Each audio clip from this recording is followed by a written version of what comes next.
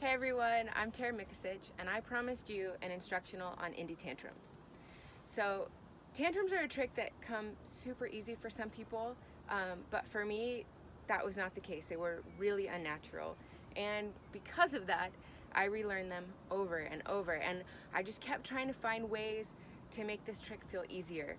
That being said, I've heard a lot of different theories on how to do tantrums, and most of them are pretty conflicting. So today I'm going to take you over the way that makes the most sense to me and the way that I've had the most success teaching other people.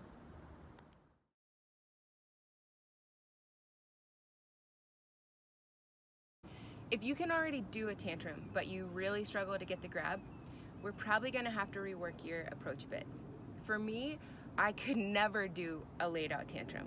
It was grabbing the board that really made this trick work for me. So we're going to start with the approach. I like to take a nice wide approach for the tantrum. I find that if you're too narrow, you end up with too much line tension off the top of the wake, and we want this trick to be floaty. So we're going to start nice and wide, and I want you to think of like turning in with a straight, hard cut at the wake.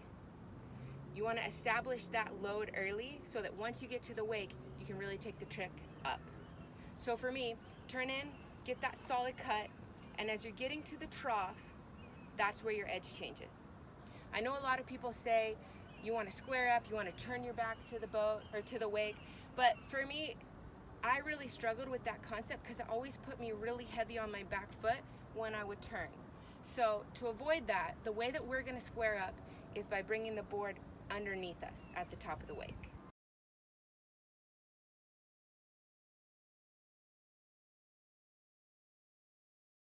As you're edging in and you're looking at the top of the wake, you've got your board out in front of you, right? An edging board is out in front of you.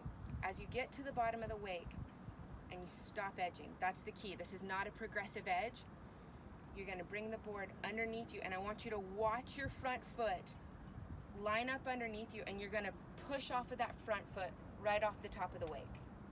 That is key. You want your body to be aligned vertically so that all the energy from the wake can travel up through your whole body. So once you've gotten that pop and you're going vertical off the wake, you can bring your knees up for the Indy grab. The problem that most people encounter is that their chest is already kind of cheating its way to go upside down into the flip, and if you're doing that, your legs are never going to catch you. So the key is in that takeoff, being vertical, getting the energy. You don't pick your legs up on the takeoff, it's a hard push. Once you've gotten it, then you kick your legs up towards your chest to get the grab, and it will come so much more easily. Now, there may be a point in your flip that you look back to find your landing, or there may not be. It's totally fine either way. But as you do come down to land and you see where your board is going to touch down, I want you to keep looking where you're going to ride after you land. It's going to make your landing a lot softer. I hope that these tips have helped you troubleshoot your tantrum and land it with minimal frustration.